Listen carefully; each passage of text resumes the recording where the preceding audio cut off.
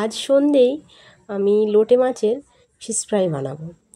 তো ভেটকি মাছের ফিশ ফ্রাই তো বাড়িতে সবসময় বানানো হয় না, তো ওটা অনেকটা দাম পড়ে যায়। তো এটা লোটে মাছ বেশি বাড়িতে অ্যাভেলেবেল, তো ওই জন্য আমি লোটে মাছের ফিশ ফ্রাই বানাবো। তো প্রথমে আমি লোটে মাছ নিয়ে নিলাম। তো কিভাবে করি দেখুন বন্ধুরা। তো প্রথমে আমি একটা কাঁচির সাহায্যে লোটে মাছের মাঝখান থেকে চিড়ে দিলাম কাঁটা সোজাটা। তো তারপরে ছুরি দিয়ে হালকা হালকা হাতে ওটাকে মাঝখান থেকে চিড়ে দিতে হবে। দিয়েছি দেখুন, হালকা হাতে করতে হবে, সাবধানে করতে হবে যাতে হাত না কেটে যায়। তো একটা কাঁচি নিতে হবে। আমার কাছে বড়ো সাইজের কাঁচি নেই, তো ছোটো সাইজের কাঁচি দিয়ে আমি কাঁটা কাটতে কাটতে তুলে নিতে হবে, কাঁটাটা বের করে নিতে হবে। দিয়ে এরকম হয়ে গেছে, কাঁটা ছাড়ানো হয়ে গেছে। তো আমি নুন লেবু দিয়ে ওটাকে ধুয়ে পরিষ্কার করে নিয়েছি যাতে আঁশটানি ভাবটা কেটে যায়। তো এদিকে আমি কাঁচা লঙ্কা ধনে পাতা পেস্ট করে নিয়েছি। আদা বাটা দিয়ে দিলাম, আদা রসুন বাটা 1 চামচ দিয়ে দিলাম, ধনে জিরে গুঁড়ো ওটাও 1 চামচ দিয়ে দিলাম, শুকনো লঙ্কার গুঁড়ো ওটাও 1 চামচ দিয়ে দিলাম, লবণও আগে লবণ দিয়েছি, দিয়ে ধুয়েছি। তো লবণের এসব মাছে লোটে মাছে কিন্তু লবণ অল্প দিলেই হয়, নদীর মাছে অল্প লবণ লাগে। তো 1 চামচ দিলাম, স্বাদ মতন দেবেন আপনারা যতটা লাগে। এই মশলা আমি রেডি করে নিয়েছি, নিয়ে মাছের গায়ে ভালোভাবে মাখিয়ে নিতে হবে। দেখুন আমি এখন মাখাচ্ছি, সুন্দর করে মাখাতে হবে। হাত জ্বালার ভয় থেকে হাত জ্বালা করবে, সেই জন্য আমি চামচ দিয়ে করছিলাম। তো চামচ দিয়ে হচ্ছে না, সেই জন্য সেই হাতেই লাগালাম। আমার একটু হাতের প্রবলেম আছে, লঙ্কা হাতে দিলে জ্বালা করে। তো ভালোভাবে মাখিয়ে নিলাম, আপনারাও এরকমভাবে মাখাবেন, বেশ টেস্টি হয় যত ভালোভাবে মাখাতে পারবো। তো মাখিয়ে আমি এখন এটা 8-10 ঘন্টা মতন ফ্রিজে রেখে দিয়েছিলাম। এটা সকালে আমি করে রেখে দিয়েছিলাম, এখন করছি আমি রাতে সন্ধ্যের নাস্তায় এটা বানাচ্ছি।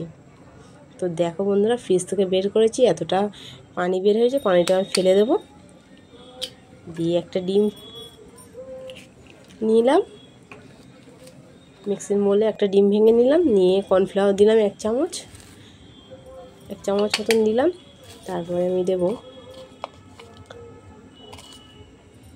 লবণ দিয়ে দিলাম, আগে লবণ দিয়েছি স্বাদ মতন, এখনও স্বাদ মতন দিলাম, যে যেমন লবণ খাও।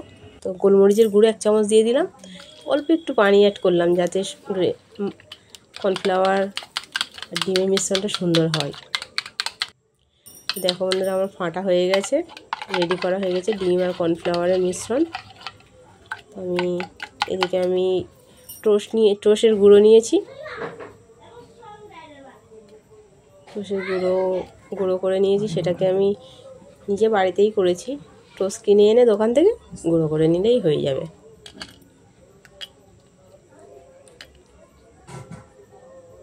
তো আমি একবার ডিমের গোলায় ডুবিয়ে নিচ্ছি, নিয়ে টোস্টের মধ্যে কোট করছি।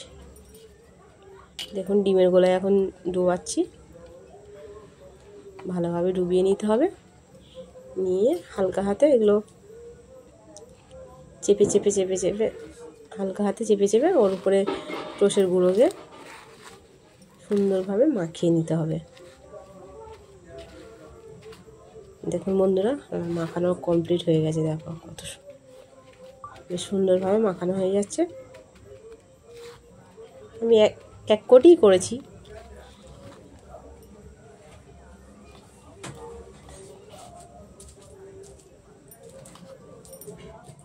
আমি এক করে সব হয়ে গেছে। এদিকে আমার কিছুক্ষণ রাখবো, এটা হালকা একটু শক্ত ভাব হয়ে গেলে ওটা ফ্রিজে রাখে, বাইরেও রাখলে হয়। ফ্রিজে রাখলে একটু ভালো শক্ত হয়ে যায়, তেলে ছাড়ার আগে শক্ত হলে দিতে ভালো লাগে, ভেঙে যাওয়ার ভয় থাকে না। আমি তেল গরম করে নিলাম, চাইলে সাদা তেলে করতে পারেন, আমার সর্ষের তেলে পছন্দ হয়, সর্ষের তেলেই করলাম। বাড়িতে সর্ষের তেলটা বেশি খাই সবাই, খাঁটি সর্ষের তেল বেশ টেস্টি হয়। তো আমার ভাজা কমপ্লিট হয়ে গেছে। এখন লো ফ্লেমে ভাজতে হবে, গ্যাসের ফ্লেমটা লো করে রাখতে হবে। প্রথম তেল হাই করে গরম করে নিতে হবে, তারপর লো করে রাখতে হবে। এদিকে আমাদের দেখো বন্ধুরা রেডি হয়ে গেছে কাসুন্দি আর সস দিয়ে। আর শসা কেটে নিয়েছি সঙ্গে। ওয়াও, সুন্দর লাগছে, সন্ধেবেলা জমে যাবে।